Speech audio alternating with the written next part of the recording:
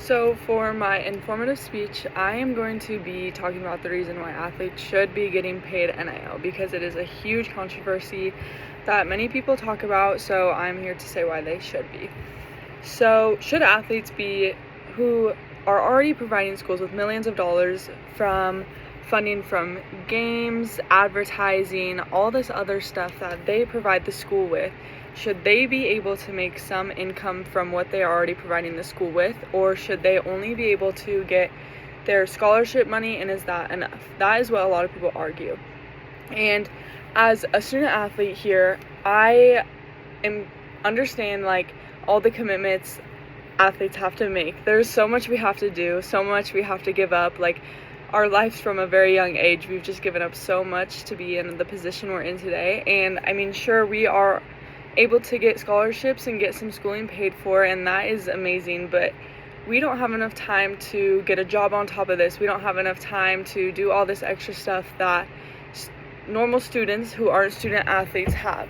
So NIL affects athletes. It really truly does. Whether you're an athlete or not, it will affect you. It will affect your schooling, your fundraising, all that stuff, and it will affect fans, family, everyone. So the debate is truly if athletes should be paid extra on top of scholarship or if scholarships are enough. So for my thesis, the understanding that it is understanding the demands placed on colleges and the improvement of NIL policies help explain the ongoing discussion college athletics face every day about NIL.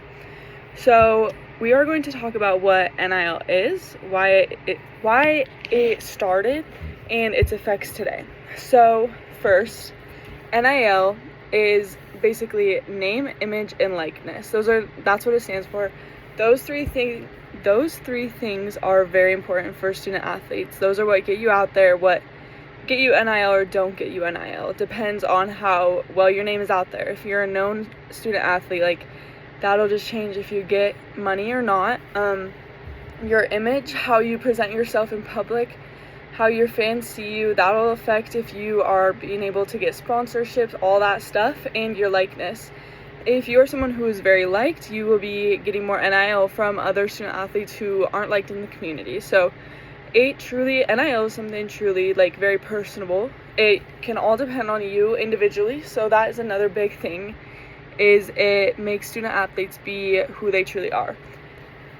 Yes, athletes earn money through scholarships, but through NIL you can earn it through sponsorships, social media. You can have NIL deals with stores, say I post you on Instagram, I get food for free, all that type of stuff.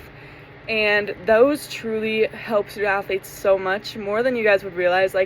Being a student athlete is so hard because we can't work a job on top of this. We don't have enough time for that, so it just is truly hard. Before 2021, athletes couldn't profit. It is a new thing. It is pretty new, and that's why it is so argued still, because people are still trying to be against it. But NIL was created generally to give athletes value for what they do for the school, and that's why it was such a big deal, because athletes were going against the fact we give so much to you guys and we don't get anything out of it. So that's truly why it was created.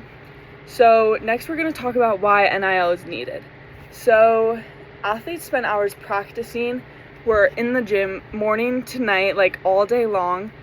We are traveling days and on days at a time. We will be gone for long periods of time, and we are studying we have to keep a high GPA as well as our performance on the court. So we have a lot of standards we have to reach, which is truly super hard.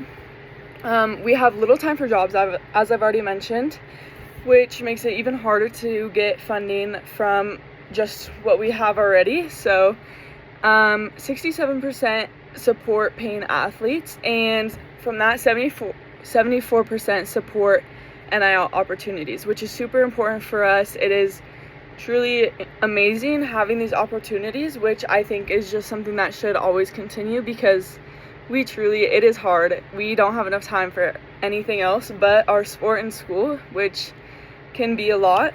So next we're going to talk about how these changes have led to several effects in college sports. So athletes can now earn money, which is truly just such a huge advantage to our lives. It helps us out so much more than people would realize. We have less financial stress. It is hard to be an athlete and be able to afford your house, groceries, clothes, all the important little things you need. So it is a great thing to have. Recruiting in colleges, sports have changed. So recruiting has changed greatly with like the transfer portal, all of that stuff. And now with NIL, colleges are like offering more money to certain people that they want more, which changes a lot of people's opinions on where they should go, where they shouldn't go. So that has changed a lot of recruiting. And athletes build personal brands now, which is something truly special, truly amazing. Like, I know there's a lot of people, for me instance, I'm from Montana already, so it is a great thing for me. I can easily say I'm a Montana kid representing a Montana school. It's a great privilege to have. So those are all effects that NIL has had on college athletes. So in conclusion, we reviewed NIL, what it stands for. It is name, image, and likeness. We reviewed the causes of it and the effects it has had on athletes.